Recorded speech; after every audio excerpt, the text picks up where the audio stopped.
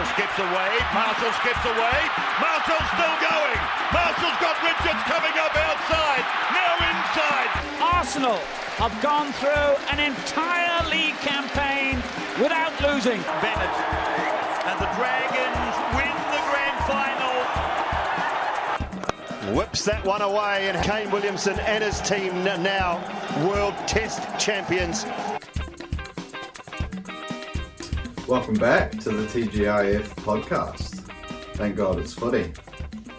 How's the last week been, bro? You ticked over another year. A little birthday. charts. I guess you call it the birthday week. Just another day now that you're getting on a wee bit, you know. But I guess I was, you know. Nice Third day being 27. Yeah, nice to have another little birthday, you know. Got myself a flash new Tigers vest, you know, which I've barely taken off since I've got it. I think it's cool, you know, working with kids, it makes it a little bit cooler. I think I got 7 or 8 something birthday cards or something like that in the end, so you know, that's pretty cool. But shit, in terms of the sport, Yeah, it's been a pretty rough week for me, sports wise. the Knicks crashed out. Yeah. Arsenal obviously getting thumped by Brighton, and then the Dragons losing in dramatic style, and our skipper's 300th there. Yeah. And then to top it all off, we sacked the coach a couple of days later. It's been a rough weekend.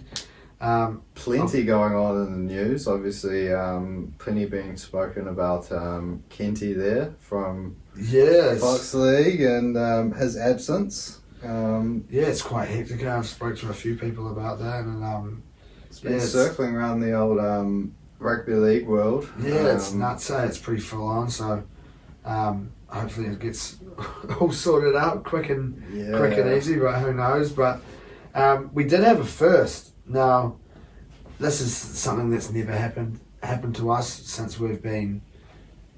This is technically episode 31, but technically maybe episode 38. Yeah, we did a few trial runs, you know, like to be released. And obviously, you know, for those of you that do watch and tune in or listen in, and you know, there's a small select few currently, but you know, still I guess early-ish days. Yeah, grinding away. But we had a first, and it was last night. First night back at darts for a couple of weeks, and best part of the night at darts is always just before it starts, the hot chips and the little like cut up sausages and sometimes some nuggets or fish bites, they come out. Tasty. A couple of loaves of bread, you know, the marge, make yourself a chip buddy. Best part of the night, and I'm standing there making my chip buddy, and I just hear, "Thank God it's footy," and I was in shock, and I just kind of looked up, and I was like, "What was that?" And Toa, one of the bros from darts there, it wasn't like it was a new person or anyone like that, just goes, "Oh yeah, thank God it's footy. I've seen your videos and they've popped up in my feed," and so I guess it's a first. It's a first time someone's caught us out and about. So shout out to Toa if you're tuning in for this one. Thank you for that. It was quite cool. Now, looking back at the week that was. In terms of the betting, I thought it was going to be the week that I might be able to just pinch a couple more and sort of jump that gap there, get myself to the top. I think you've been ahead of me the whole round so far, all the rounds. Sorry. I think first round I gave a tip, you didn't. Yeah. One solitary tip, and it didn't land, so you might have been ahead of me for like a couple of weeks early. But yep. After I started landing a few, I've been on the lead for a fair few weeks in a row, and it did look like you were trending towards taking the lead. I thought I was going to take the lead in the last few weeks, but big fat donut, no king of the Oki. Didn't even manage to pull anything else off. I think like just off the back over the weekend, and after the week before, I managed to make a little bit of moolah, but. Not the best week, so we're hoping to turn it around this week because we definitely need some luck. I managed to pull a little bit further clear with Dylan Edwards dotting down in the first half, but yeah, it wasn't a good week again. Seems to be a theme. But we're grinding away. It's a marathon, as we keep saying, not a sprint. Yeah, we'll eventually one day King of the Yockey, get ourselves back into that positive. That King of the Yockey comes off, and we're away laughing. So no more talk of us grinding away. It's the last King of the Yockey as well for the year. The Premier League's last group game, I guess, if you could say, before they get into the top 4 next week. Next week, I'm guessing. I don't know if they have a little break or not, but last round of group play. So, and unfortunately, just the way that the fixtures have worked out, we're not going to be coming away with too much if it does come off. But it's not going to be our best. A win. Yeah, it's not going to be our best haul for you. But look, last one of the year, is it? Don't know how those darts Premier League season works, but it's got a good ring to it. Last one of the year, something's got to come off, so we'll keep our fingers and toes crossed for that one there tomorrow morning. But should we crack on with a bit of NRL, shall we? Yeah, now we'll take a little look at this team of the week that we've managed to pull up over the last 8 games of footy that we had. And we start our team of the week off with Dylan Edwards taking that fullback spot. Yep. Phenomenal game there for Penrith, as usual.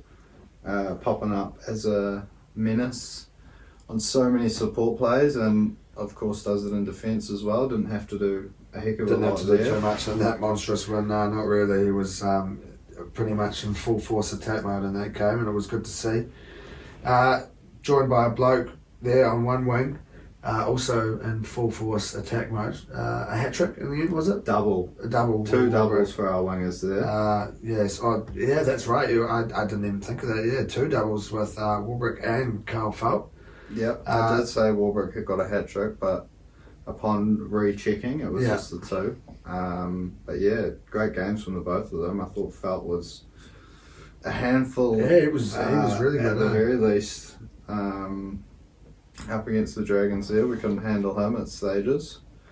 Obviously touching down twice, and then shout out Warbrick, the old sevens convert, really hitting his straps now. He's been awesome, really looking really good for the Storm, and I'm sure he'll be stoked to make an appearance in the TGIF team of the week. Yep. The 2 centres joining them there in that back 5, we've got Tomoko and Campbell Graham. Now, I think Tomoko 2 weeks in a row, or maybe he was in there the week before. Maybe on, off, on. Yeah, he's been a little bit on, off, on possibly. But he's definitely been in there. He'll be happy to be back in the lineup, I'm sure.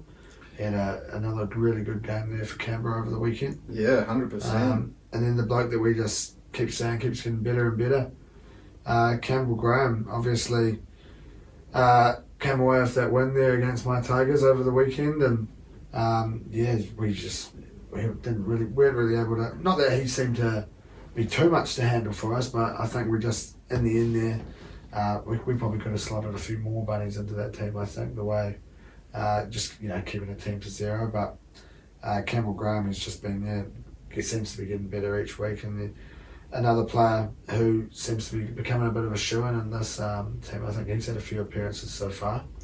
He sure has. It's sitting there in the number 4 jersey. He's at least had 4 appearances. Yeah, I'm still across the 11 rounds. Where are we? Yeah, 11 rounds. How many rounds have we got now with the? Is it 28? I don't know if it's 26 or 27. 27 possibly. Well, what's that? Because there might be a full bye round.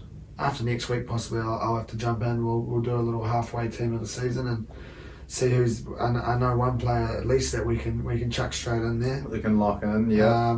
But yeah, we'll have to have a little look. But that's your back 5, joined in the halves by Jerome Luai and Sean Johnson.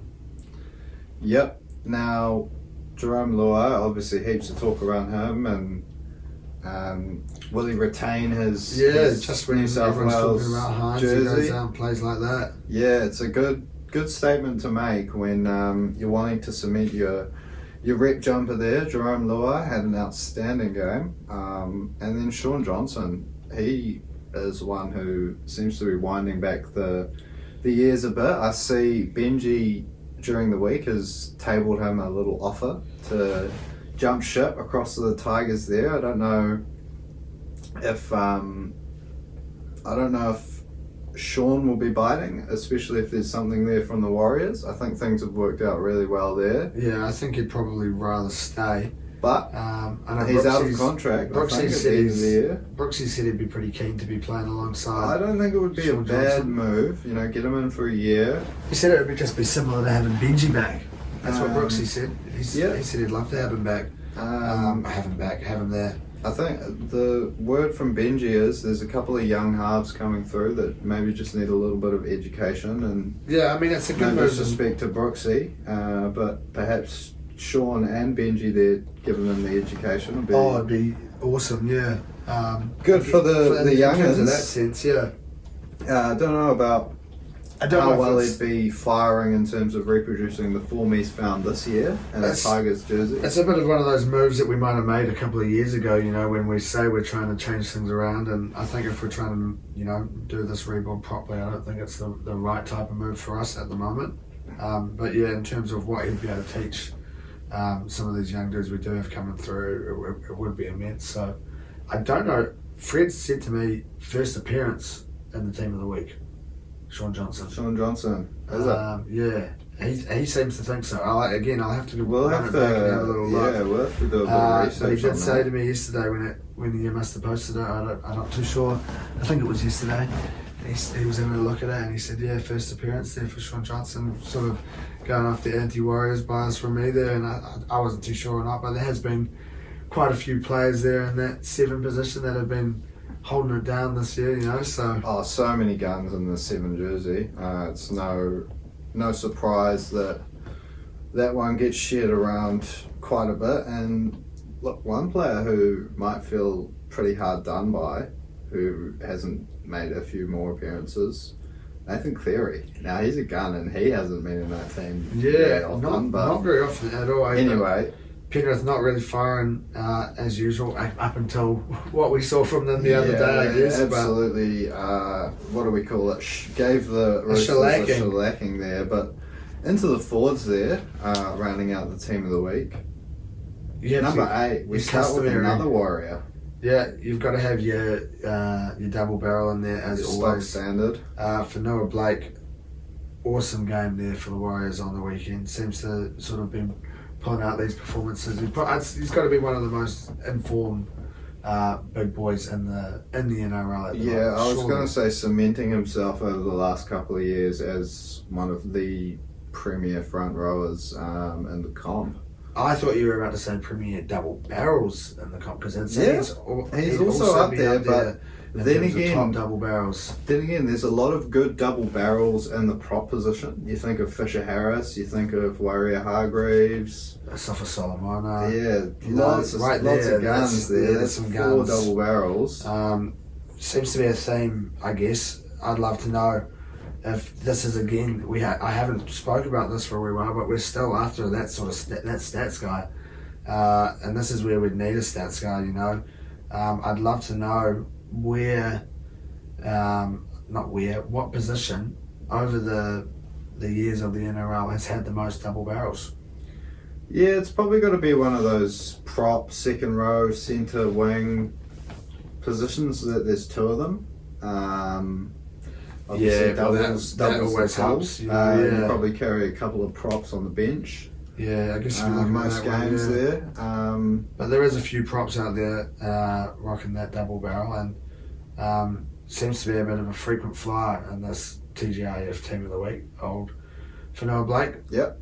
Alongside another bloke, a bit of a frequent flyer, the old set and forget, Payne Haas. Yeah, well, you talk about premier double barrels. This guy's obviously not one of them, but you talk about premier front rowers, and he sits atop of the tree, this Payno.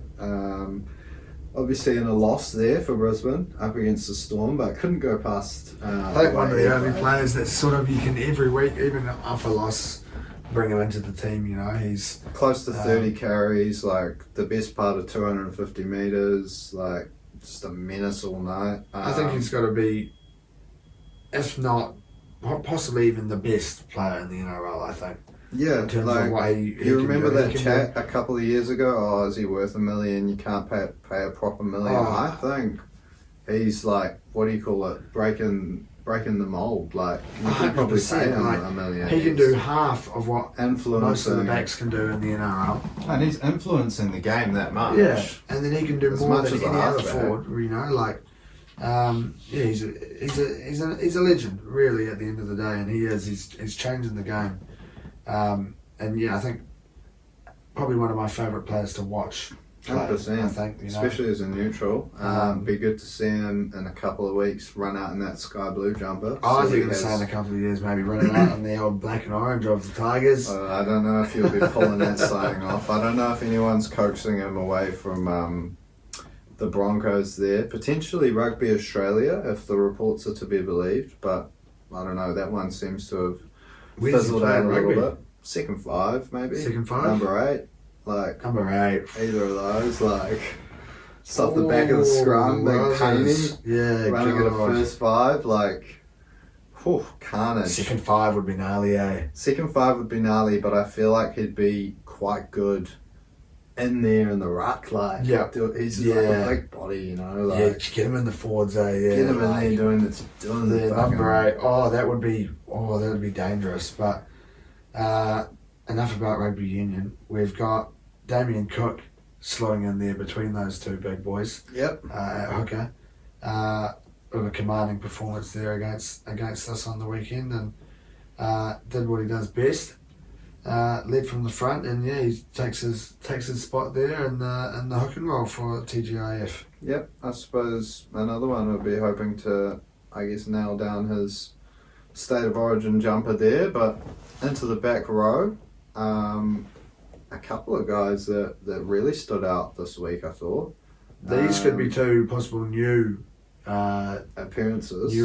First, debutants in the TGIF team of the week, and two, like you said, standout performances. One I didn't see as much of one of the games, but one bloke, I think, standout performance of that game by a country mile, Scott Sorensen. Yep, absolute gun. Killed it. Couple of tries, set one or two up, and was just running those lines all night, really. Awesome game. And then Heathen Luki, another one similar. Maybe not as huge of an impact, but he tore the Dragons apart on that right edge for the Cows there. We couldn't handle him, and he crossed for a couple of meaties as well, so there you go.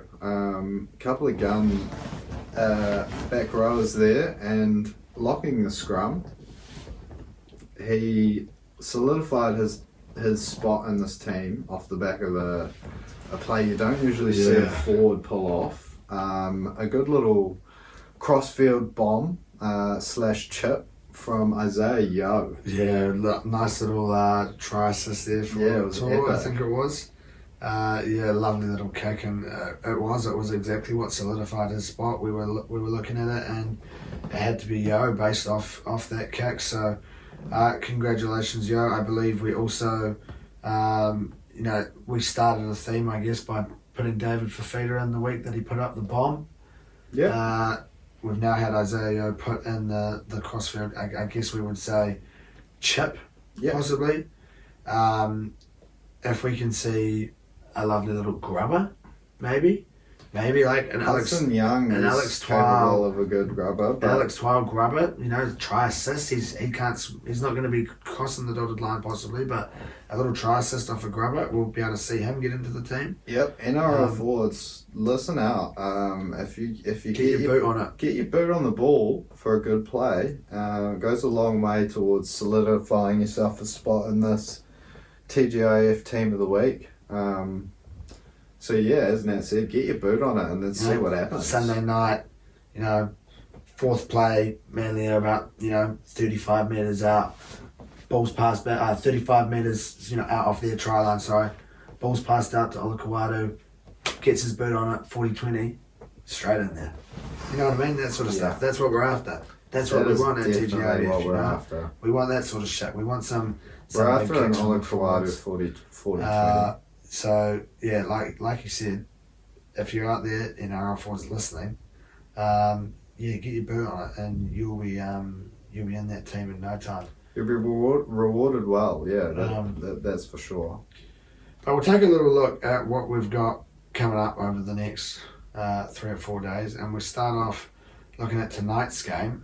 Won't be getting any of this part out to you before the game kicks off, so one of us is going to look like an idiot come tomorrow when this is released. But Brisbane up against Penrith. Yeah, Brisbane hosting Penrith in this one. Now, Brisbane obviously unable to get the win down in Melbourne last week. I think they were reasonably good without being outstanding. Obviously, Melbourne controlled the game and definitely played a lot better than Brisbane did. But I thought a big part of that was Adam Reynolds going off early. Yep. Definitely shakes the game plan up. Going off a little head knock / neck injury there. Yeah, he's been so influential for them this year, and I think when you the writing's on the wall when he goes off. Yeah, when you lose a player like that, it's just sort of so I like he's one of those dudes you chuck in there, I guess, with that turbo sort of influence that he has on the team, So really did knock the Bronx around a little bit, and they weren't able to bring it back there against Melbourne, and obviously without him again this weekend, missing out with that concussion ruling there. So they probably will be finding it a little bit tougher, I think, but always a bit easier when you've got a few days to prepare and you're aware of it rather than having it spring on your mid game.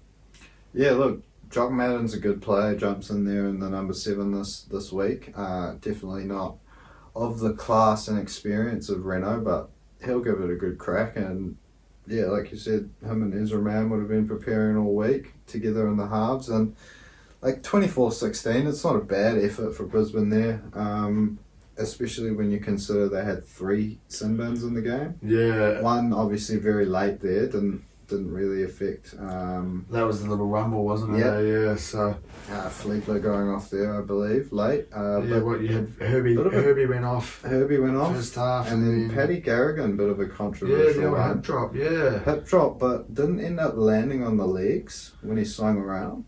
It seems to be. I think it's the talk of the town, isn't it? Refereeing calls, hip drops, anything associated basically with the blowing of a whistle and one team disagreeing with a call. It's the talk of the town, and there's been lots to go with the refs at the moment, obviously. Talking about stamping out the hip drop. Yeah. I mean, it seems like one of those things you can't really do a lot about. It's like, I don't know.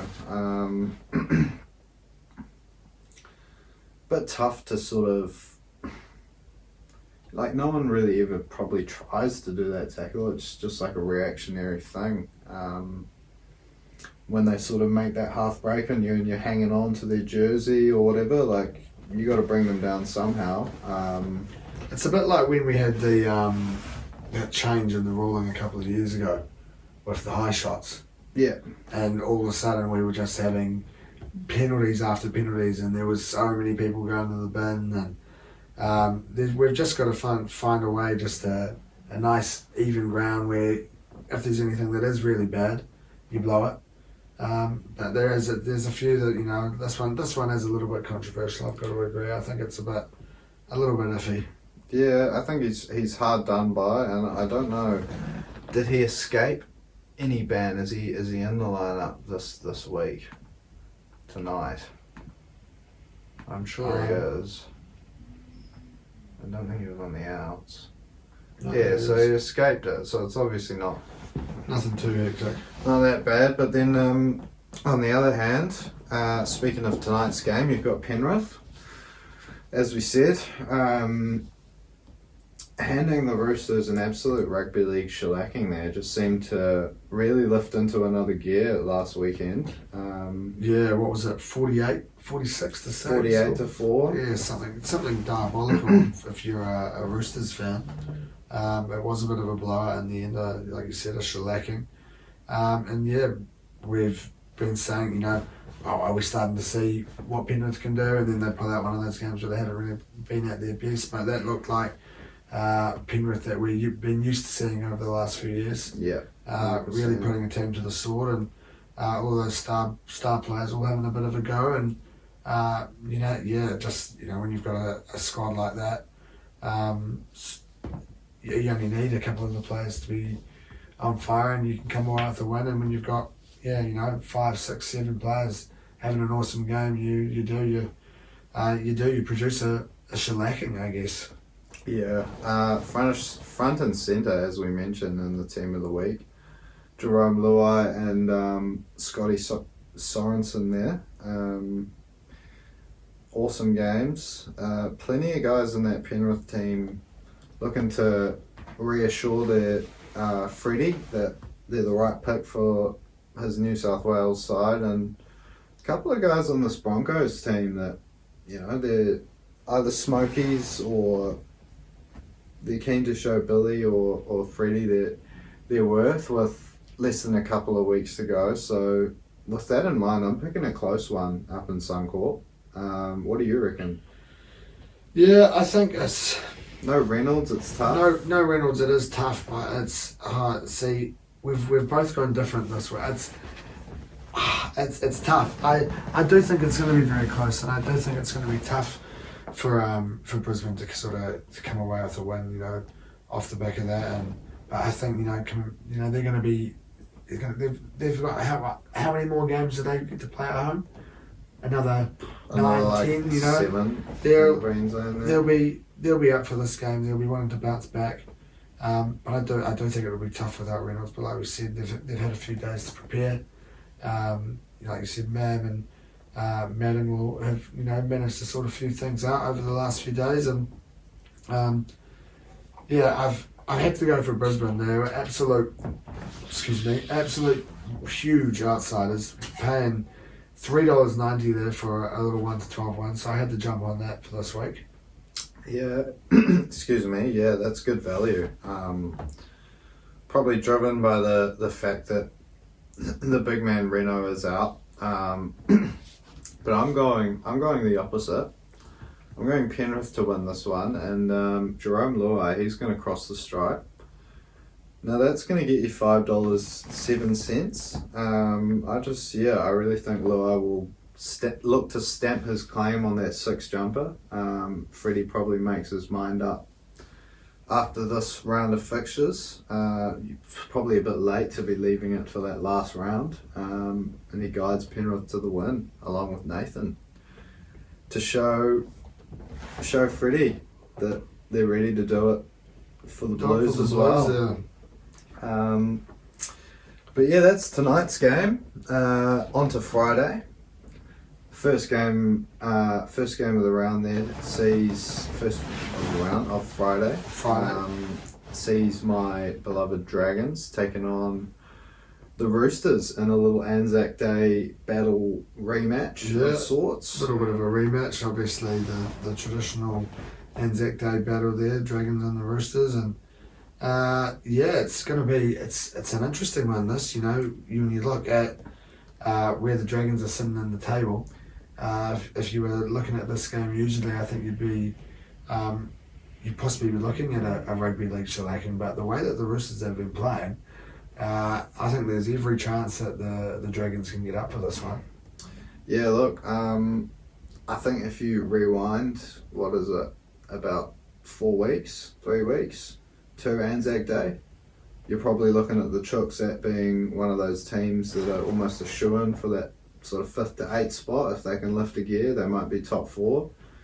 And then we were looking a little bit shaky, but ever since then things have, like you said, gone a little bit downhill for the Chooks. And then for the Dragons, we've just been full tuck bombing it down the hill. No helmet, no shoes, no gloves to slide out. Just, it's not going to end well sort of jam. Obviously, Hook getting the hook during the week. Yeah, big news. Huge news. a bit of a circus that followed that with, the players. I don't know if you saw their interviews, but it was loads. They didn't even know it had happened. And they were sent down to do media, which is just, I don't know how that happens, but just hoping we can go a little bit more under the radar in terms of these hectic headlines, and we can sort of coach out for the next wee while and start the rebuild from there. But look, in the meantime, interim coach Ryan Carr, he's stepped in from his assistant role to take charge of the side there. We see Lomax and Little return to the starting lineup. Yeah, they both do get back in there for tomorrow's night. Sullivan's still in that 14 there, so obviously Hunt stays in the 7.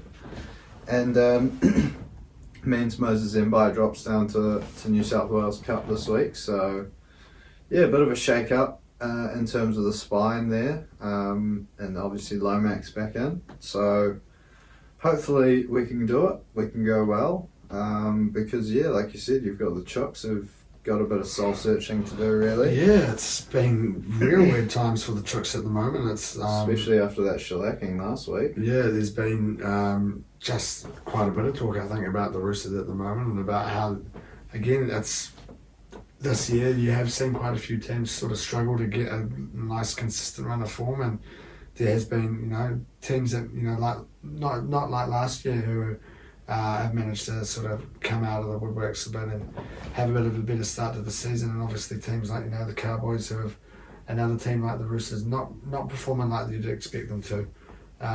So yeah, I think when you look at this game, Dragons are playing them at a really good time.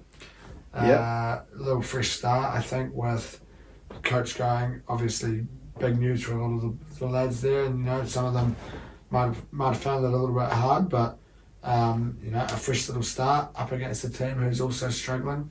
And I think anyone's game really, if the Dragons can get out and have a good little start to the game. And you got Benny Hunt out there, he's just played his 300th game, he's a bloody experienced bloke.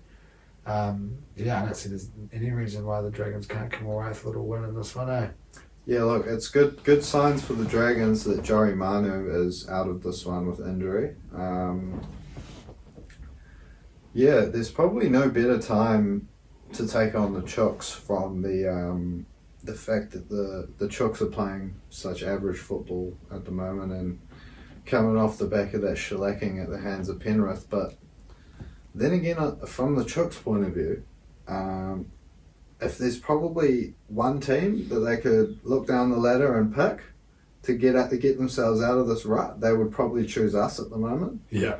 We're on a 6-game losing streak, going for 7 on the trot here, unless we can, I think, upset the bookies in this one. I don't know what it's looking like there. I think the Chooks will probably still be sitting favourites. The fact that we've, gone 6 in a row there, so it makes it a very interesting game. Will it be a good old-fashioned poo slinger? Yeah, there's every chance. Will both teams be really fired up and bring a really good game? Because I think both teams have I don't think it'll be a shitter. Nah, I don't think it's going to be a shitter of a game. I think Lomax maybe has a point to prove. Little. You'd like to hope it's a nice close game. Sullivan, after last week, being hooked to the bench after about 20 minutes, including a sin bin. Yeah, not the best little game there for him last week, but interesting one. I don't know if this has happened for a wee while, but we've maybe 3 or 4 weeks, but we've both pulled off the same bet here. Now, hard to go past it when they're sitting here sort of, I guess, as the outsiders that the bookies have got them at, and coming in against this team who are absolutely out of form, and you're trying to break a big losing streak. You don't want to be jumping on that same streak as the Tigers. It's hard to go past. Dragons went to 12 at 3.75. Yeah, look, I had to change it up from Dragons 13 plus. I don't think that's happening unless we really click anytime soon. So yeah, 1 to 12 for me as well. Had to do it. And that takes us on to what should be a cracker. Tomorrow night, yeah. South up against the Eels. South's just easily the most informed team at the moment. They're I was thinking about, like, they're just too OP. Like, you probably could have played your best game of footy, and if they played well enough, they'd still beat you. I think I think the Tigers nearly did play their best footy all year for 71 minutes. Yeah, you were in it for like what was it, 68 minutes? I think it was the 73rd 70... minute that they scored the second try. The second try. Because I think it was. I thought Latrell scored his around then, but maybe not. He did. He scored 2 tries. Nah, Melon scored 2. That's right. Melon scored the first. 72nd and 74th. Yeah, so up until that 72nd minute. 72nd, there we go. Yeah. You could have done anything there at 8-0. Bang. That's where we were in it up South until then, and it was unfortunate. Unfortunately, they had to end up blowing out like that, and 20-0 doesn't look anywhere near as good as 8-0. I don't think it was a 20-0 game. Yeah, I don't think the scoreline does you guys any justice. Souths will be happy to keep a clean sheet in rugby league. Doesn't happen very often. So they'll be stoked, and coming into this game pretty high on confidence, I'd say. So that's 6 on the trot for them now. 6 on the trot. You look at the way Latrell, Cody Walker, Cook, Murray, Campbell Graham, these guys have been playing all year. Really good signs for Souths. I'm putting them as my premiership favourites at this point of the season. Yeah, I think at the moment, there's. And it's hard to go past them. You can maybe shout Brisbane. I think Brisbane have been good enough, but they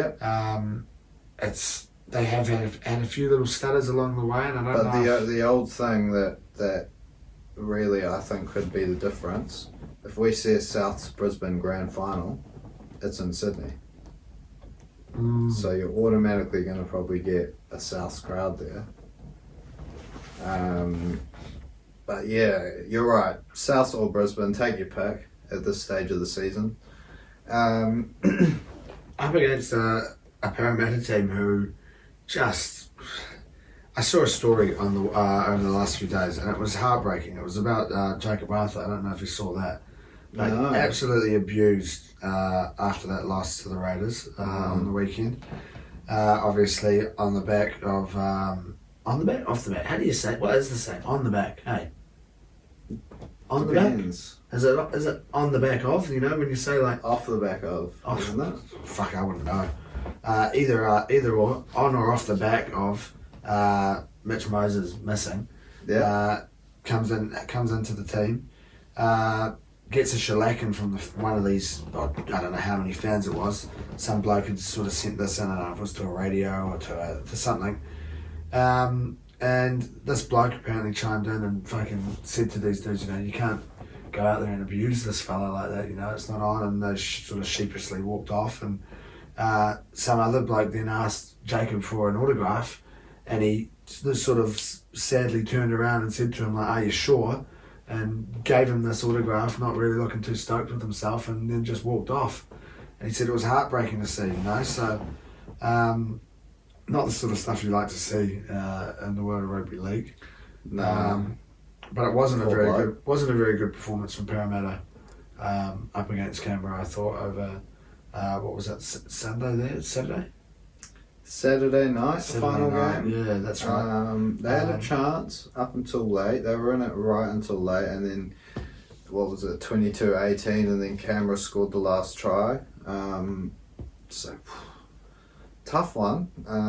Parramatta just seem to be losing one too many games at this point of the season. Starting to look like it might be a tough ask for them to make the top 8. I'm sure they've got it in them. Go on a little 5-6 game run and see themselves climb up the table. We know how congested it is in there, and we know how good of a side they are. Like on paper, were speaking about grand finals a couple of minutes ago. Obviously last year's grand finalists and haven't lost too much from that side. Obviously Reid Marnie there, big out, but surely we see a lift from Parramatta at some stage this season. Yeah, it's got to come at some stage. You don't want to be leaving it too late, trying to get into that battle there for a little bit of playoff footy come September. It is. It's going to be. I think it's going to be tough for them this weekend. You know, coming up against a team 6 on the trot. I think going out there happily looking to make it 7. I think it could be a tough one here for the Eels. I actually haven't picked a team for this week. It's a tough one because the Eels are up for these sorts of games, you know, up in these big battles, you know, the Eels. It's hard. I think it's got to be the Bunnies. Yeah, the way they're playing. I think it's got to be the Bunnies. The way, like you said, it's informed team. We've got 7, 8, 9 players who are just playing some of their better footy at the moment. I think it's hard not to go past them.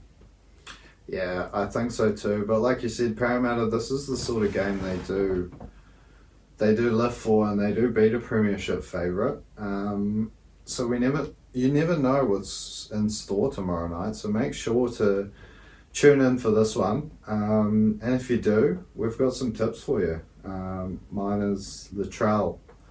He's going to cross in the first half there, and that's going to get you $3.70. Alongside Siva and Cook, now they can cross the line at any stage in the game. It doesn't have to be in the first, doesn't have to be in the second, as long as they both score. You're going to come away with $7.40. So 3 blokes there to score tries. Siva's almost a lock-in. Yeah, so really 2.5 men nearly. 2.5 men, yeah, calls it 2.5 men bet. So hopefully they can both come off. Well, ideally, hopefully just one can come off, and I can sort of maybe make my way back up that ladder.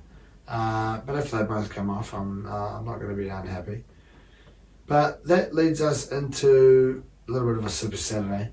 We start off Super Saturday with the Sharkies hosting the Knights. And the Sharkies coming off that win there up against Manly over the weekend. Yeah, look, another one that was similar to the West's defeat, similar to the Parramatta defeat. Had a chance to bring it back, Manly there, but Cronulla just managed to be a try or 2 ahead at most stages of that game, and ended up winning 20-14, I believe, in the end. Yeah, that's first half. Manly didn't really seem to be too there, but I thought the Sharkies looked quite good, and then in that second half they seemed to fade away a little bit, and I think there'll be some Manly fans out there probably feeling a little bit gutted to come away after the loss there, maybe thinking that they could have pulled one back near the end. But the Sharkies, you've got to play like Nico Hines and your team, like we said, vying to try and take that 6 jersey there off Luai. They're a team, I think they're hard to beat, and when Manly don't have Tommy Turbo, they're definitely an easier side to come up against. Yeah, I believe Tommy was playing. Jakey was missing though. That's Tommy was back. But you are right. Your statement stands true whether it's Tom or Jake. I did only say Turbo. You are correct. I've done myself in there. Manly are a lot better. I thought you said Tommy Turbo. Did I say Tommy? Yeah, that's why I corrected you. Either way. Maybe not. No, I probably did. The truth will be told in the footage. It's a later recording. We're recording later, so and it's Thursdays. You're always a little bit more tired on a Thursday than on a Tuesday. So end of the week. Looking forward to getting into that game soon, and not that game, but that first game of footy in an hour. Maybe the mind's drifting towards that. But either way, when you're missing one of those Turbo brothers, it is it is a slightly easier Manly opposition. Yeah, 100%. And the Sharkies were able to take advantage of it, and they'll be hoping to, I think, come away with maybe not such a close win this time around, but they'll be looking to put in another performance similar and come away with 2 points up against this Newcastle side who suffered quite a heavy defeat there in the end. And other way around. Oh, they did too. It was that's right, because Jaden had a bet on, and he had a bet there for the Titans to win it. I think he had 5 or 6 in his multi, and he ended up cashing out there at the end and managed to pull it off. So there you go. Big win for Newcastle. Definitely into the week, eh? So God, that's kind of completely thrown me. I've been reading this completely the other way. It's going to make for quite a tasty game then, probably. Well, yeah, look, Ponga showed some really good form last week, as well as, like we said the week before, Newcastle just having to get back to that sort of tough, grinding footy that they've been showing, over the course of the year. So many great Newcastle sides of the past have had, just a really tough pack, and then you think of the likes of the Johns brothers out the back, or any of the, the Gidley and all the sorts of guns they've had there over the years. If that forward pack can do well up against Cronulla here, and they can feed Ponga the ball, they're a good chance. Which is exactly the recipe that saw them, rack up a huge win against the Gold Coast. 40-odd points. It was the most points they've scored in about 10 years. 48 to 26, was it? Because I know it was 26, that's right, because have 5 you in seen a that row. post from NRL Roast? If you would have put $1... They wouldn't pay you out. Yeah, they wouldn't, because it's almost $1 million bucks. It's unreal, yeah. 26 points, 5 weeks in a row. Are they going to do it again? Maybe it's worth a cheeky $1. It's for them. Maybe the bookies have caught on. Who knows? I'll have a little look, see what they're. Because how would you place that? Can you pick them Titans just to score that many points? I don't think so. The actual score. I think you might have to pick Oh no, that's margin. Anyway, Cronulla versus Newcastle. Yeah, this should be a good game, particularly if Newcastle can make the trip down to the Shire there with the right attitude and feed Ponga the right ball, because he's another one looking to, I guess, show up Reece Walsh and show that he's the man for that Maroons #1 jersey there. So yeah, this one, all signs point to a tasty game, really. $11. $11 to score 26 points. All right. So that's nothing too flash, but you multi that in a few weeks in a row, and you start to accumulate value very quickly. I think Cronulla get the chockies in this one. Yeah, I think the Sharks. What we saw from Newcastle at the start of the season, I really liked. They managed to sort of play some really solid footy, and that's the stages there without Ponga. But I have liked what we've seen from Cronulla, and I think this is, I guess, you'd like to think possibly the coaches are pretty set in terms of who they're picking for Origin now. Yep. This close to the game. But without the squads having been announced, there's still every chance for Nico Hines there to try and cement that spot. And probably the last, I guess, real trip. When will the squads be announced? Will it be next week? It'll be after next week. Yeah, it'll be on like Monday next week. As in this Monday or the Monday next? Nick. Yeah. So he's got another game to go, I guess, but.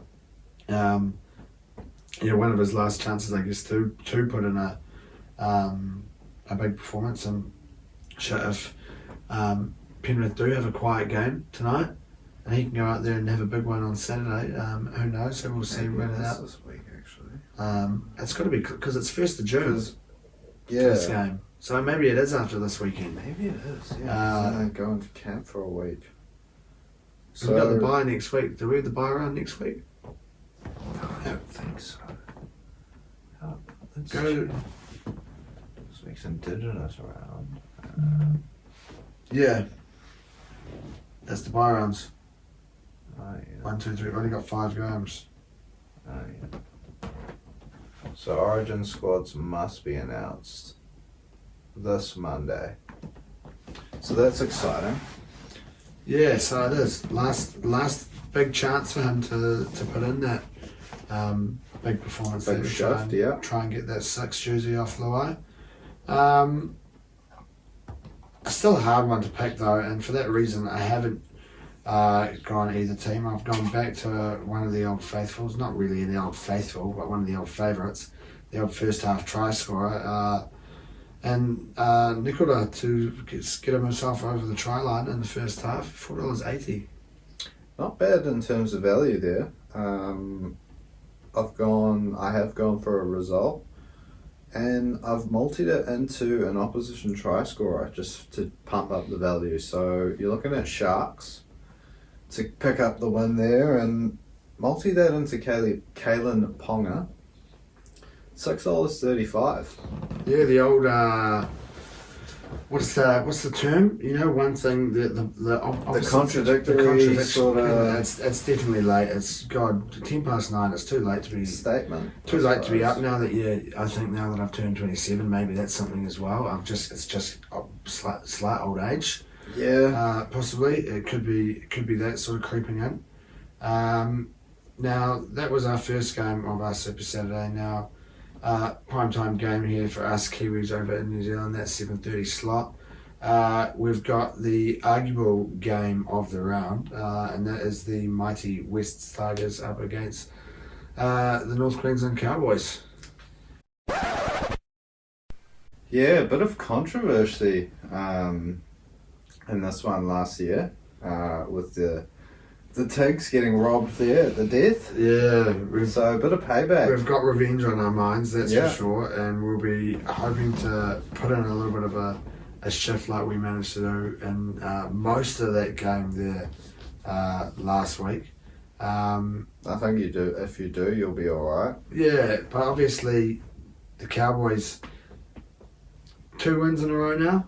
Yeah, they're playing some decent They've footy. managed to snap. When I needed them to sort of fall away, continue to fall away, they've managed to find a little bit of good footy. Now, I want to have a quick chat. I heard something on the radio today. I do believe Tamalolo is back for them this week, and that is always, I guess... Danger signs?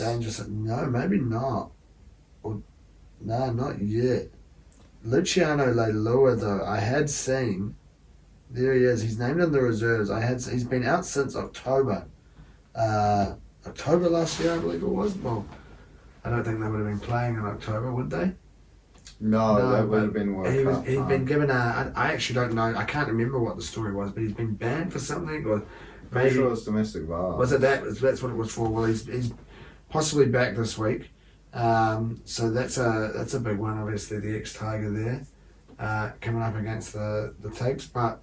Really unlucky, I think, to come away with what made it look like a worse loss, than it was last week against the Bunnies. But still some really good signs, I thought from the lads, and like I said, about 72 minutes they managed to stay in the game for, and a couple of silly decisions there at stages where we maybe could have capitalised on things.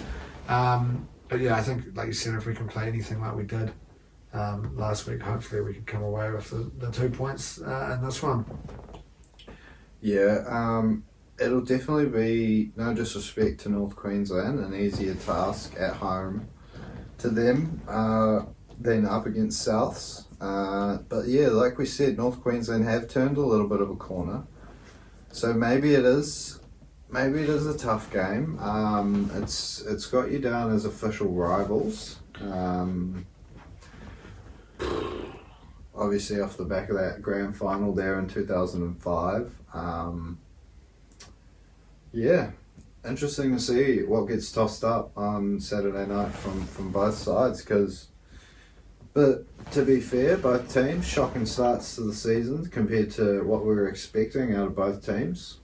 Probably about 6 to 8 spots lower on the ladder than I think people were probably expecting the Cowboys to kick on, and also probably picking the Tigers to do better than what they have done at least, even if you weren't picking them to, make that 8 or be in that fight. You wouldn't have been picking them to be in that battle for the spoon again. So, definitely two teams who have not been shown their best, but are now turned the corner in the last 4 or 5 a little bit of good weeks. footy, and even if they're not coming away with the results, they have been playing better. So, I know I said possible game of the round there, but in reality, I actually think it does have the makings to be quite a good game. I've stuck with my guns. I had to. I was stuck. I didn't know what to go, and you reminded me. You got to stick with your guns, and I'd forgotten. So Tigers 1-12 into Bulla. Bookies definitely think it's an easier task than it was last week. That's for sure. It's going to get you $8.30. Yeah, look, value's obviously taken a bit of a hit. But as I said, North Queensland at home, probably an easier task than South's, I guess, technically away there at a core stadium. So fair enough. And yeah, pretty rich for me to tell you to stick to your guns, although credit to you, you've done it. I've sort of withdrawn one of my pistols there on the Dragons, but I've gone a similar story to you. Now it's Brooksy's 200th game this week. Lots of bad press around him 95% of the time, but it'd be good for him to come out of this one a winner. And if he can get himself a meaty, I'll be a happy man. I'll be bundling that into Tigers 1-12, and that'll be $13.72 you'll get for every dollar on that one. Tasty little return there on that one. So, hey, I'll be happy if that one comes off, that's for sure. Now, our last game of our Super Saturday tees us up for a really tasty looking matchup. The Dolphins up against the Storm. Now, the Dolphins coming in fresh, had the week off last week off the bye. So they'll be looking to come into this one with hopefully maybe a little bit of extra spark. Yeah, look, Dolphins, they'll be stoked having that bye last week, extra week to prepare for this big game off the back of Magic Round there where they pulled off another, well, it's getting hard to call them shock wins now. When they pick up those wins. I was saying that to someone the other day. You are kind of away from that shock win. They're now one of those teams that you are expecting to be in and around that battle for the 8 at the end of the season. And I did see someone. I think it might have been a Dolphins page that was like a suggested group that came up, and some posted it with some dude who was teeing up a Dolphins versus Brisbane grand final. That would be so loose. Dolphins. They'd surely have to imagine that Wayne Bennett winning it in the Dolphins' inaugural season up against Brisbane. It would be unreal. It'd be the neutral's dream. Can you imagine that? It would be insane. What a game that would be. But no, they'll be stoked coming in off the bye. Coming in up against this Melbourne team who managed to pull away with the win there up against the Bronx last week. So they'll be on high alert for Melbourne, knowing that they're coming in with a little bit of form too. Yeah, Melbourne are coming in off the back of a good performance there against Brisbane at home. Obviously, we touched on the fact that Reno went off injured and 3 sin bins for Brisbane there, but Melbourne did manage to pick up the 2 points, and to be fair to them, they deserved it. This will be a juicy game, this one. Plenty of storylines. You've obviously got the Bromwich Bros coming up against their old club there, Felice Kafusi. I think it's about 800 games of first grade, 7 premierships between them for Melbourne there, for those three coming up against their old side. And then you've got the big one, obviously, the battle of the coaches, the two super coaches. Take your pick for who you want to label as the greatest of all time there. Is it Wayne for that longevity? Is it Craig for the strike rate and that win percentage in the modern day footy, I guess?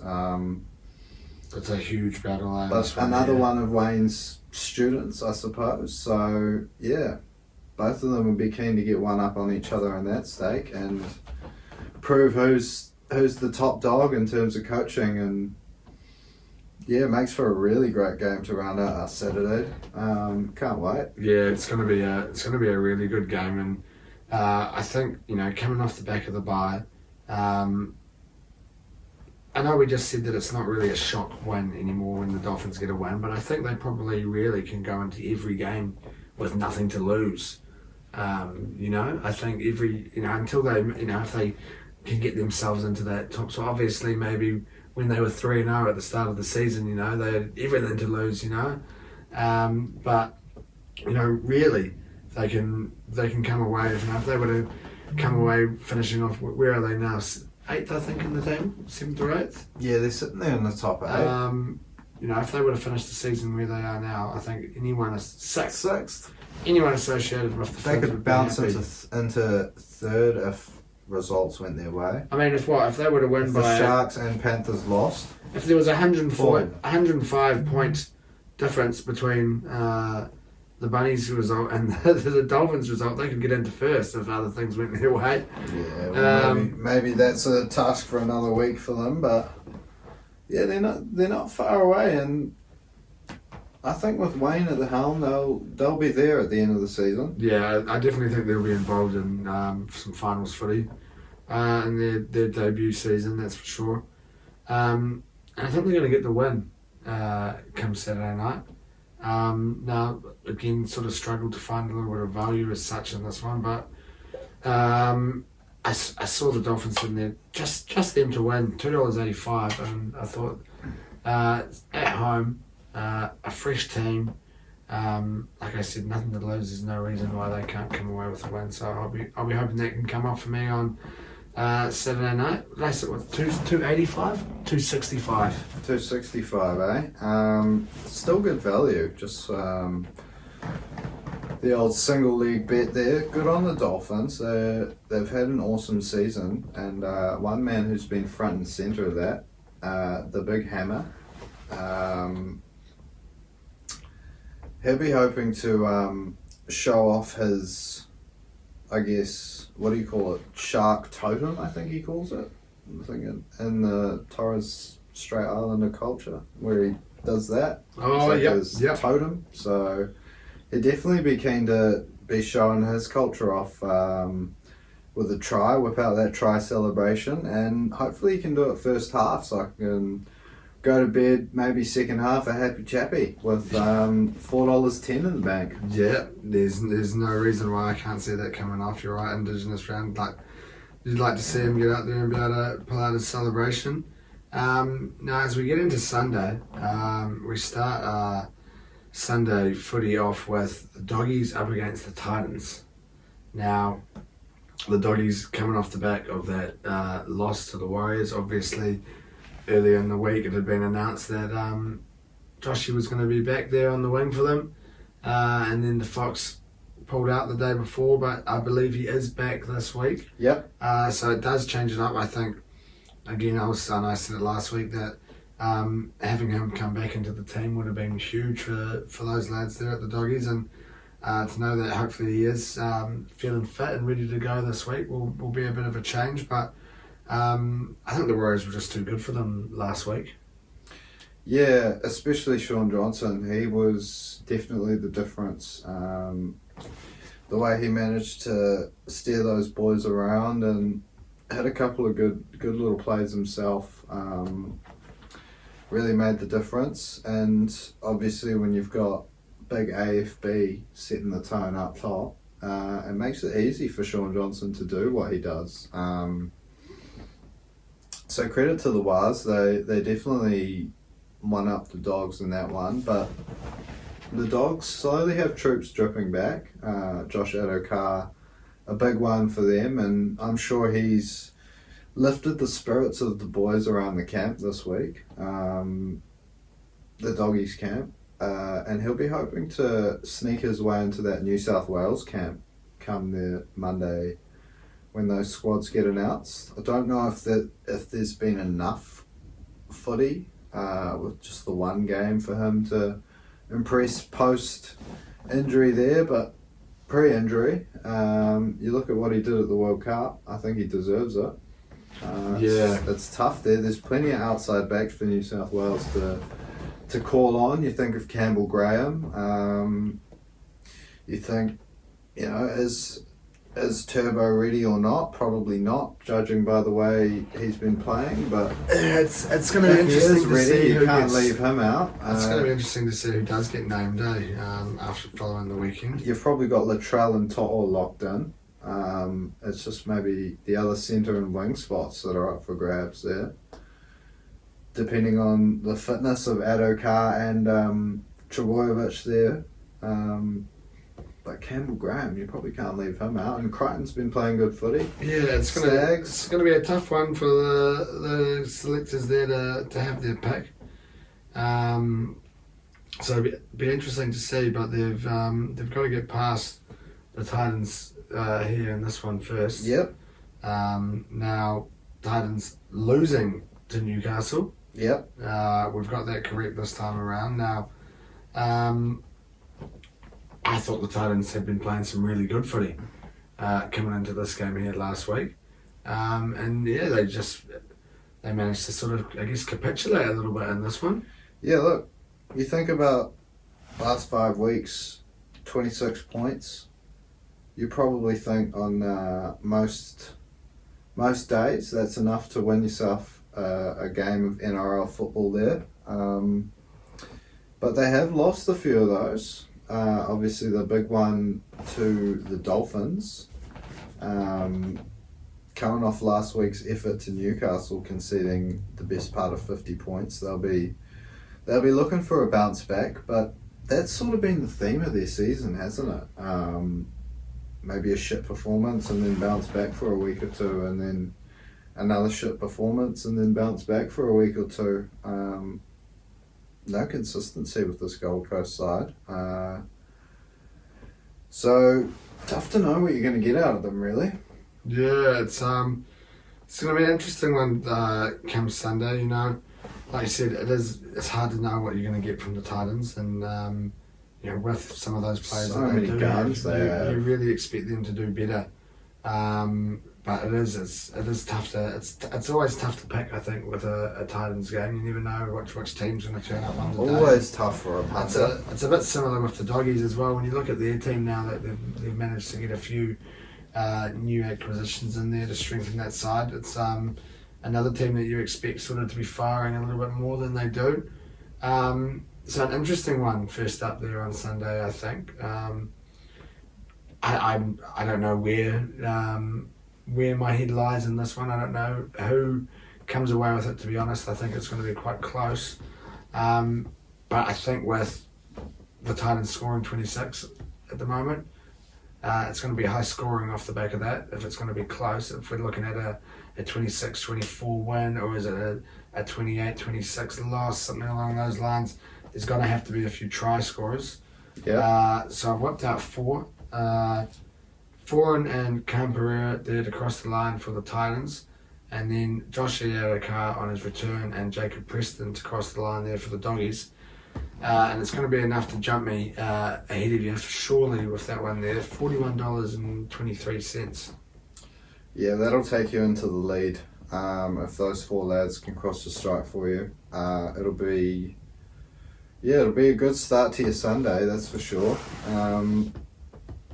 Now, I'm not confident with this at all, as I've just said. Don't know what you're going to get from the Titans. So it's a little bit of a stab in the dark, but I'm thinking we're going to get the best of the Titans this week. don't know why. Something in the air. Something in the air. $3.60 for a Gold Coast 13+ win. Not huge value, but if they turn up on the day, I think the doggies still missing a few blokes. They might find it hard to cope with the likes of Fafita at full steam. Yep. No, I can see it. It's exactly. You don't know which team's going to show, and it's the same with the doggies. So I could see it. I'm feeling something in the air that it's a close one. Yep.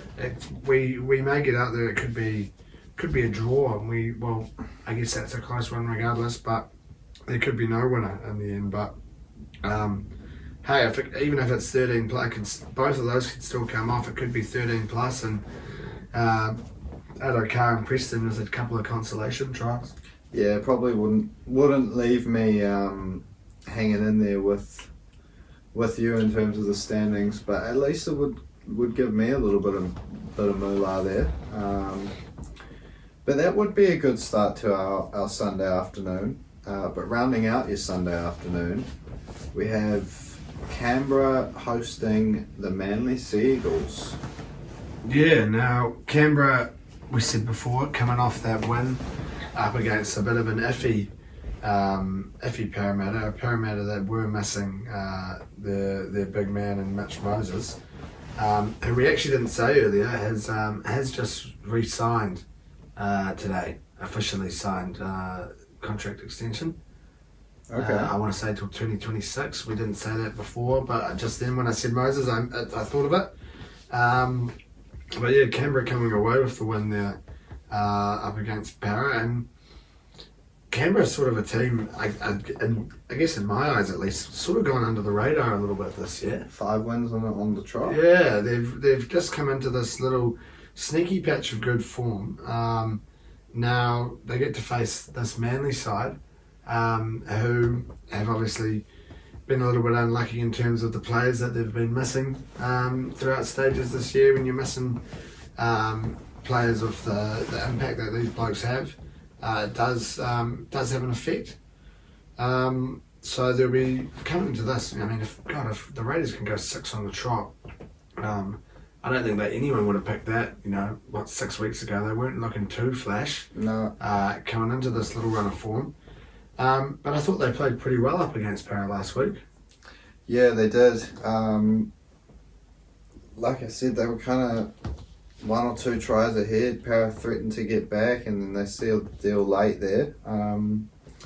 But yeah, you wouldn't have expected this five-game win streak, particularly when you look back a few weeks and consider the drama around Jackie Whiten's exit or planned exit next year. Yeah, it's just under the radar is exactly right.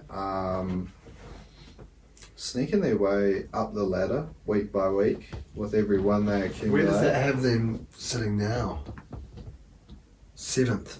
Yeah. So again, another team, barring that little points differential there, they can make a good little jump if they can come away with the win. Especially, it's always the nice thing about having that last game, especially if you're in a position like that and you know that the win can jump you from 8th up to 4th or something like that. You've got that little bit of added bonus that you're playing for. So always handy when you do have that last game on a Sunday. But I think Manly will be looking to try and turn things around this weekend after that loss up against the Sharkies. Now we said, missing some of these big players in stages where it's been a bit tricky for them. You're missing Turbo at any stage. That's Tommy Turbo. It's going to be tough on any team, obviously. The impact that he has for those Manly boys, and the same as well when you're missing his bro there in Jakey. Another bloke who has a huge influence on those lads when they run out there. So they'll be hoping to bounce back in this one and stop this streak of dubs here for the Raiders.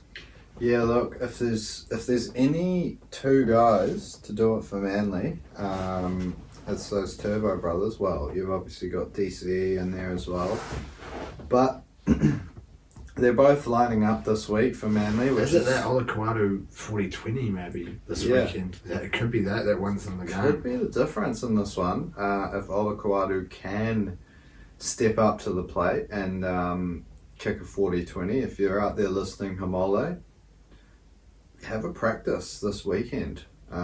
You've got till Sunday to perfect your craft. Have a go, and then maybe Tommy Turbo scores a try off the back of it, because that'll feed nicely into my bet. I'm picking Manly to have a little bit of an upset win in this one. Manly 1-12 into Tommy Turbo to cross the stripe. 750. Now, I've gone, I guess, nearly polar opposites, but also nearly the exact same now. I'm backing the Raiders to continue this little streak. But Tommy Turbo, he's always involved in the game, and I think he's also going to cross that dotted line now. 1-12 into Turbo, that's going to give me $7.25, so a different team, and only 25 cents less. When you're backing the favourites like that, it's probably leaning a little bit more to my side there, so I'll take the 25 cents less for the favourites tag. But it's going to be, Turbo dots over in the 5th minute. It makes for an interesting rest of the game. Yeah, it does. I'll be rooting for the green machine. There. I don't know if that by itself will swing you into the lead. Maybe if you something else. A nice little chunk, that's for sure, and a good way to... It'll be most of it, I think. To end the week. But that does leave, controversially, I guess, the Warriors with the bye in Indigenous round, which is pretty rough for the Warriors, for all involved in the club. Now, lots of talk I've heard on the radio and things like that of that it's quite silly to have the Warriors as the team with the bye. Why would you just sort that out when you're sorting out the draw? The Warriors obviously really, as much as I hate to say it, very influential in the NRL, and the amount of Indigenous players to New Zealand who have played in the NRL and do play in the NRL is huge. So it does seem silly to have the Warriors not involved in a game like this. Yeah, it's rough now, with having to have the bye. Any team I think who misses would be gutted, but even more so, I think, for the Warriors to miss out, they'd be really gutted about this one. Yeah, 100%. We were saying that it is a bit gutting earlier in the week for the Wars to miss out there on an Indigenous round. Particularly when you think of the number of great Māori players that they have had over the years, and that's just players. You think of all the Māori men and women involved in rugby league over here on our shores. Exactly, yeah. And I only just thought of it, but it's no sort of stab at the NRL or any of the clubs.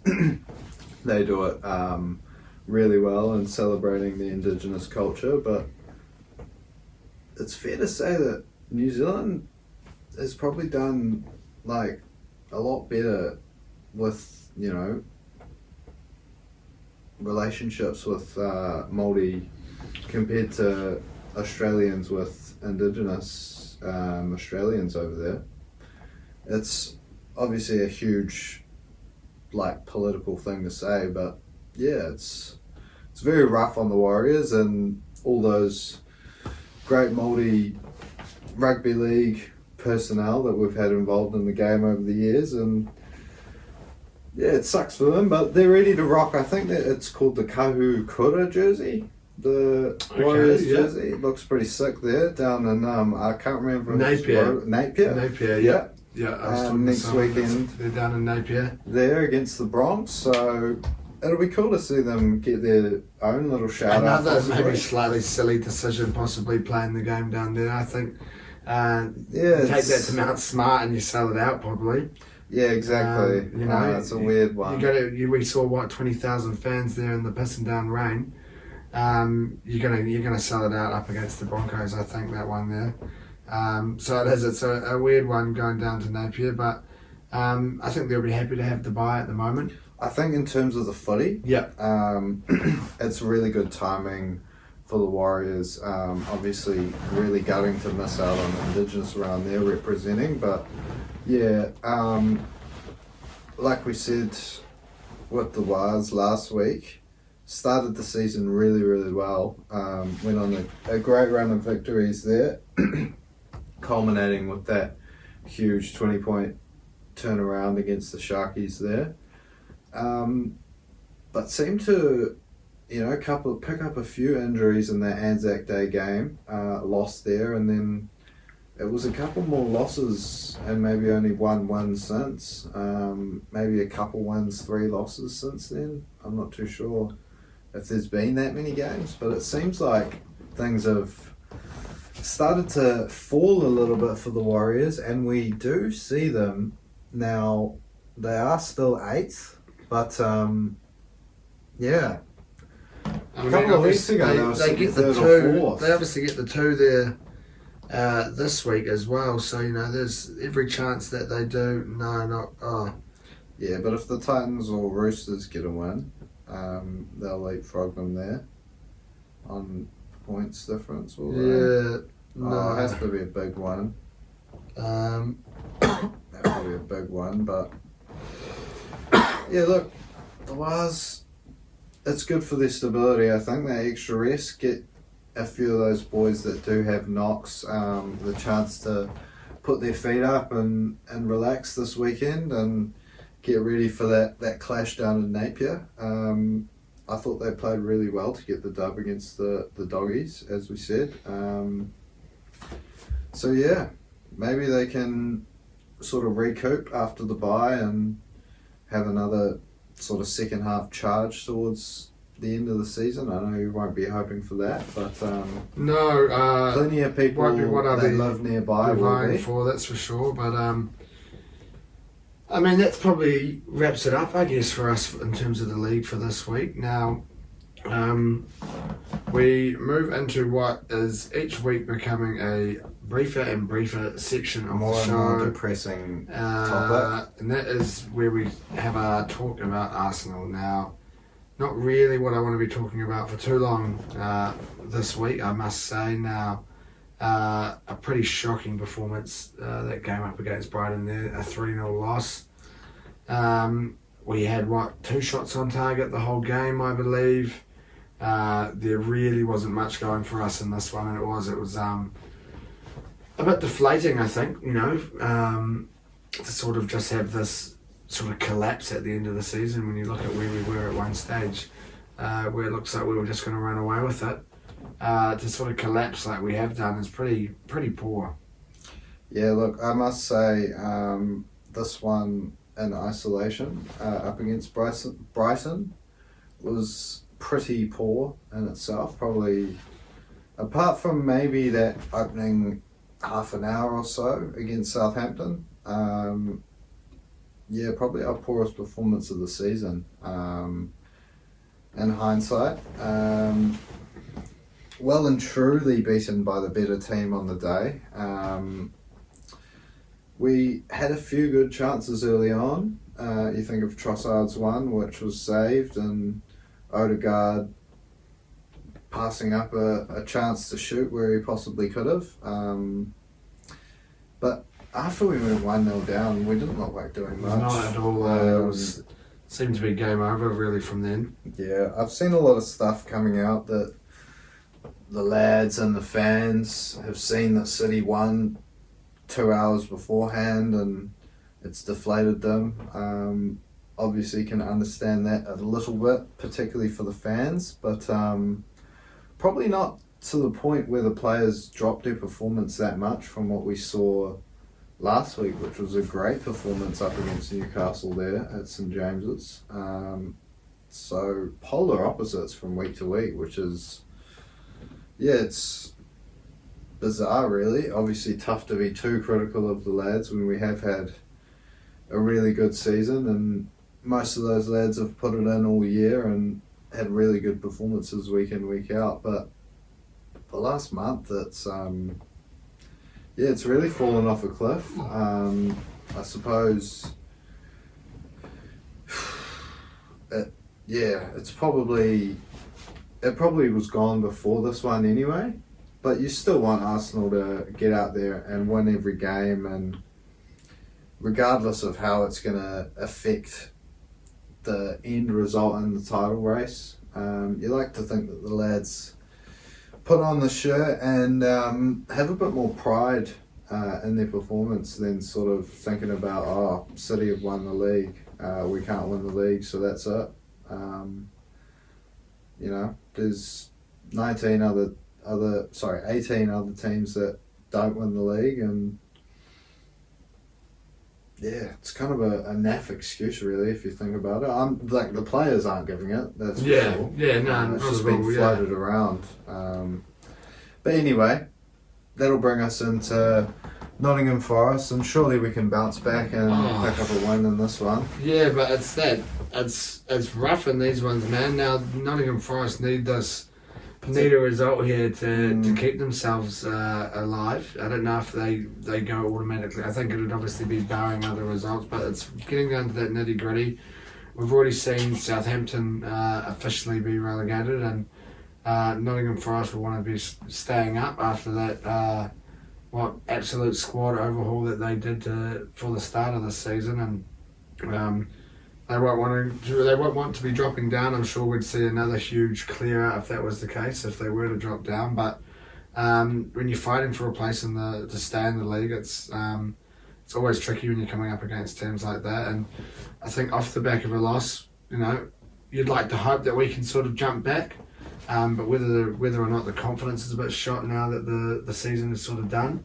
That's the hopefully thing. We don't see it dwindle. I mean, we're not in any danger of dropping out a second, Well, we're locked in second pretty much. So, as soon as City win one of their next 3 games, which is like... But no one can catch us from third, No one can get... So that's kind of the worrying thing for us as Arsenal fans. Like, we're pretty much locked in second. We are. Let's face it. We're locked in second.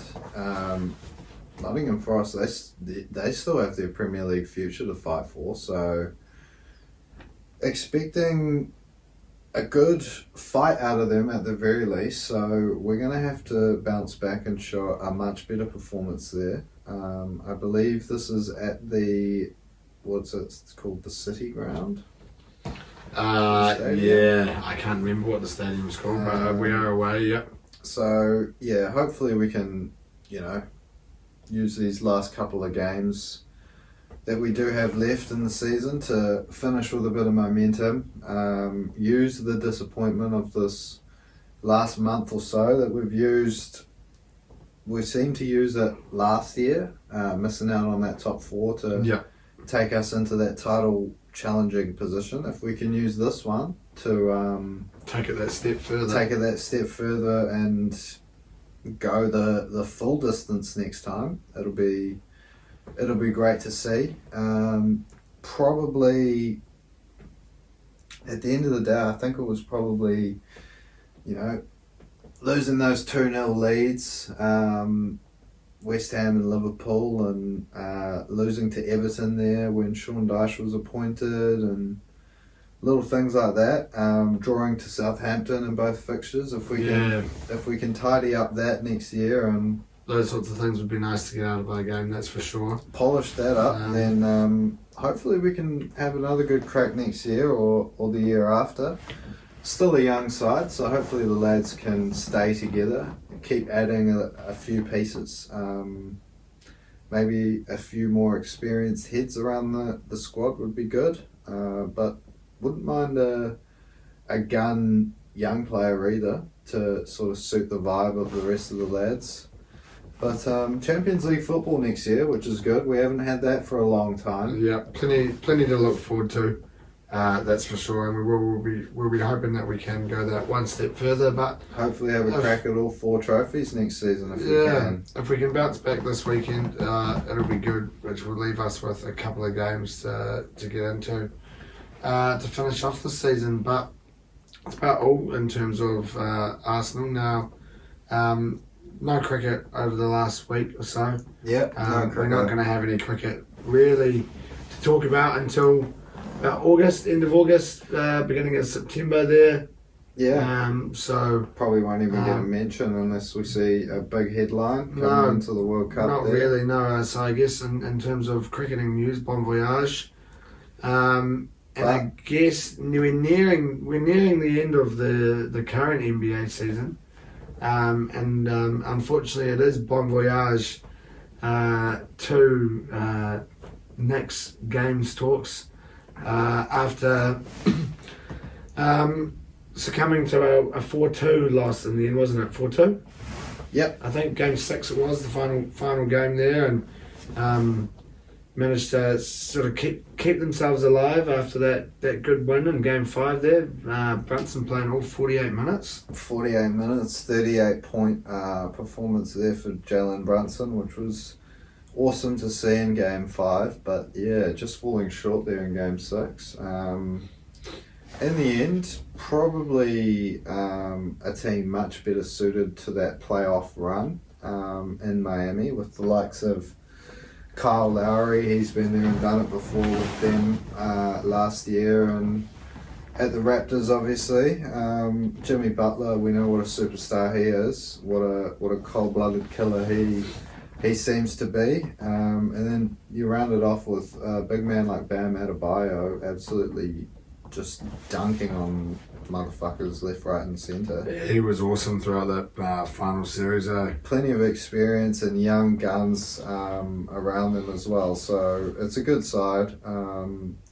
Leaves us with Miami up against Boston in the East, and the Lakers taking on Denver in the West. Now Denver taking a 1-0 lead yesterday.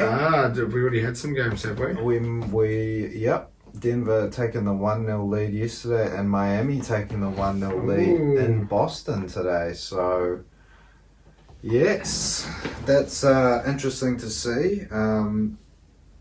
Denver, I don't think they've ever made the NBA Finals before. So wow, that would be big then, wouldn't it? 3 wins away from their first appearance. The Lakers, they need obviously 4 more from the remaining games, and then Boston in that same ship. So do we see the old rivalry, Lakers versus Boston there? Do we see Miami versus Lakers? Do we see Boston versus Denver?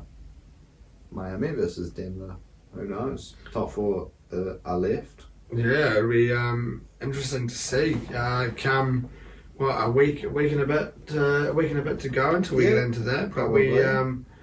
we did get the draft lottery occur yesterday here at our time, and the Wizards taking the 8th pick there in the draft, and nothing there for the Knicks. But nothing there. Shout out to the not a shout out. You can't shout out. You can say shout out to San Antonio. You can shout out to San Antonio, but you can't say shout out to a Spur, unfortunately. But not with these jerseys behind us. The number 1 pick there, and they'll be getting Victor Wembanyama, the 7'1" young fella coming straight out of high school. 7'4". 7'4", is he? He's got a 7'9" wingspan. Oh Jesus! Like, have you I saw a photo of him next to Mbappe. Have you seen his well. highlights? Yeah, he's unreal. Oh, he's got blocks, and he takes threes from the top of the key as well, which is he'll be a generational talent if he can fulfill his potential, if he doesn't get too many injuries with those long legs. Yeah, that's the big thing, keeping his body in good shape, and bit of a jump up in terms of the physicality coming from high school straight into the NBA. So I think he's been playing professional in France. I heard something on the radio. He's come straight from high school, apparently. Nah, I'm pretty sure he plays professional in France, yeah. But he is that age. But yeah, he's been playing professionally in France since he was 15. Oh, okay, but then he must have just left high school though, by the looks of that. By his age. But you have to play 1 year out of high school to get in terms of the American calendar to be eligible for the draft. Oh, okay, yep. So he's been picking up a bit of coin playing basketball in France, absolutely dominating. So yeah, interesting to see how his career turns out. It's probably a shoe-in there for the number 1 pick. I haven't seen anyone else that is coming out. I've struggled to see anyone There's more one of attractive than him. the fellas from the Breakers apparently from this year is prospected 16th pick. Cool. That's not bad. Not too sure who he was. I didn't really follow much of the Breakers this year, but so that's an interesting one. But probably wraps us up for the basketball. Now we have our brief foray into the darts, and bully boy Michael Smith managed to make it a hat-trick last week, and unfortunately for us we weren't able to turn any of his luck into our luck and steal a King of the Oche. But it is the last week of Premier League group play, and there is only one position left up for grabs. That's that 4th position, and it's a big matchup. You know, you've got I believe I think it's Aspinall up against Johnny Clayton. It is now. Aspinall sitting there 2 points behind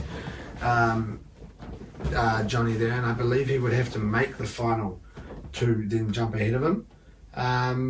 So there is all to play for.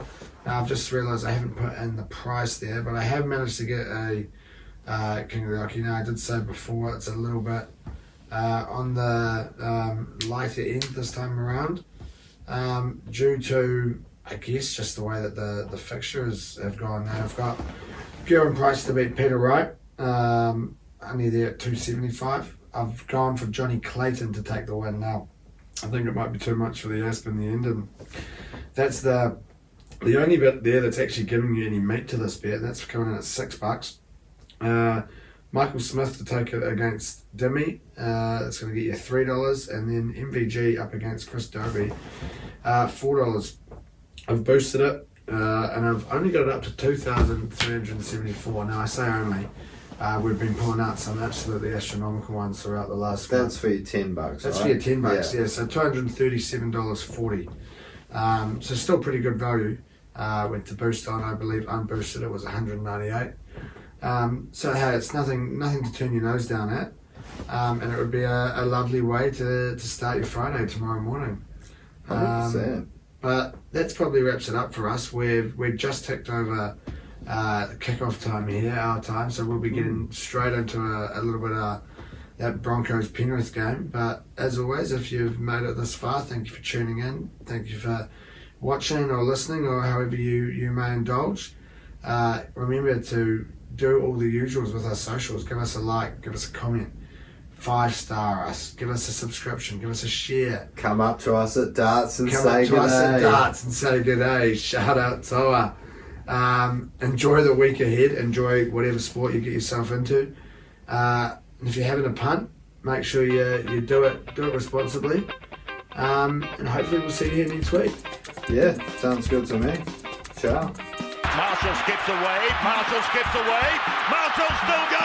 Marshall's got Richards coming up outside. Now inside. Arsenal have gone through an entire league campaign without losing. Bennett and the Dragons win the grand final.